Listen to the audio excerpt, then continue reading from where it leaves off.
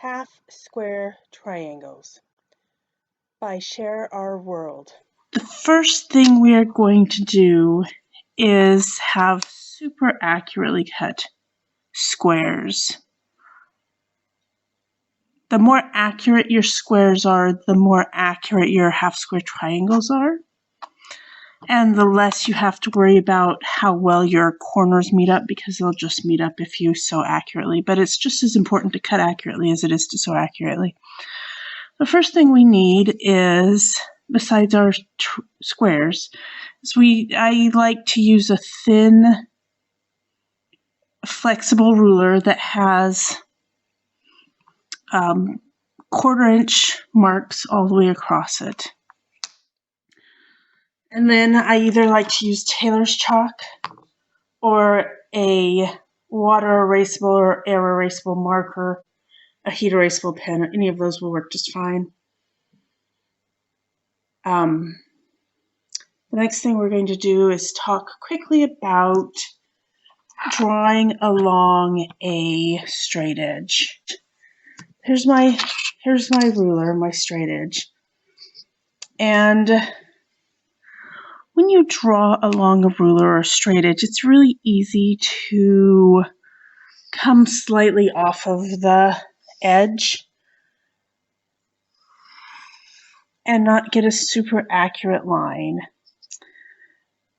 The method that I like to use is tilting my pen just slightly in towards my straight edge, and that keeps my line exactly along my straight edge.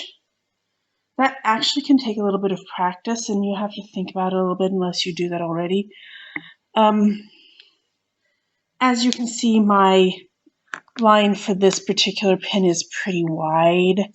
If you look to see my tailor's chalk, which you actually can't see on the white paper, it is a thinner line. If you are super worried about a thin line, you can use any variety of pen, really, as long as it's lighter than the outside of your fabric. This pen makes a very thin line. Can you see that? And as long as you are sewing at the same spot of your line every time, it doesn't really matter which pen you use. You just have to use one and stick with it. I'm going to use this really thin pen just because I think it'll show up really well on this. The first thing we're going to do is, when we're actually marking our square, is look at your ruler and see where your 1/4 inch line is. There is a ton of websites that list the size of square you need to make half square triangles the size you need them. This happens to be a 4.5 inch square. This method works no matter what size your original square is. So I am going to extremely carefully line up right here at the corner and right here at the other corner my 1/4 inch line. And then I'm going to hold my ruler, and you can see I'm going to hold the whole length of my ruler tight. And when you draw this, you have to draw pretty lightly on your fabric. Otherwise, you're going to distort your fabric, and we don't want our fabric to be distorted. And there you can see I have my first line right there. I'm actually going to turn my whole work around, because you'll find if you're one-handed or another, you'll find that it's very much easier to draw one side of your ruler, the other side of your ruler. And when I'm doing my second line, I'm actually not just lining up with the corners at the 1/4 inch line, I'm also lining up that other line that I made at the 1/2 inch line. So I'm going to, once again, draw gently so I don't distort my fabric along that diagonal. Now I have 2 lines along my diagonal that are my sewing lines. Then I'm going to take my second square, right there, my second square, and I am going to line it up exactly with my first square. I don't have to draw on my second square because I'm only going to be sewing at the top edge. Now I have 2 squares, and as you can see, that second square is exactly the same size as my first square. Then I'm going to sew along this line and this line. That is the actual stitch line. I'm not sewing at the edge of my presser foot or anything. I am actually sewing on that line as my stitch line.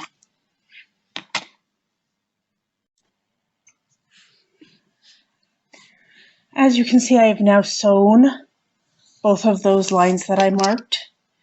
And I typically sew in a matching thread, but you certainly don't have to. It's not required at all. The next thing I'm going to do for my half square triangle is cut these 2 apart. And I'm going to line up my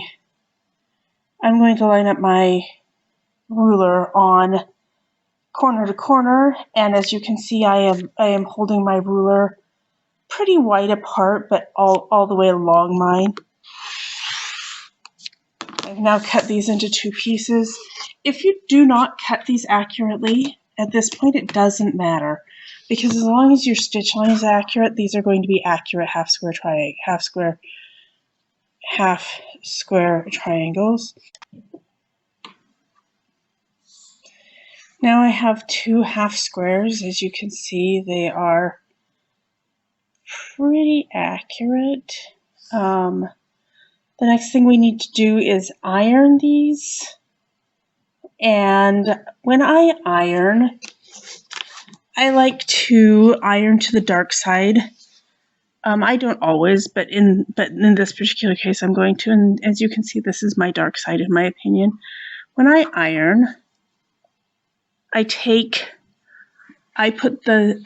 first thing I do is set my seam. I'm going to pretend to iron with my little mouse. I set my seam. And you notice the side that I want the seam to go onto is on top. So I want my seam to be ironed towards my dark fabric. So my dark fabric is on top. And as I open this dark fabric up, you will see, as long as I don't pick it up, as you can see, that seam stays towards the dark side. And so a lot of people press. Sometimes I press, sometimes I iron, but I don't like to get a little fold here because I just don't want that little fold. Now we're going to very briefly talk about scant 1/4 inch seams versus regular 1/4 inch seams. A scant 1/4 inch seam takes into account that you have fabric thickness. And if you look, you can see that my fabric is probably 1/64 of an inch thick. If I make my 1/4 inch seam that 1/64 of an inch thinner, then when I fold this open, I have a true 1/4 inch seam. If you need a perfectly accurate sized quilt, that scant 1/4 inch seam makes sense.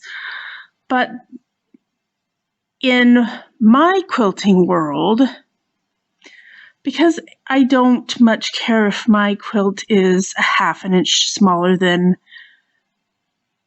the pattern says it's going to be, I typically sew at my full 1/4 inch seam allowance, which does not take into account that fabric thickness.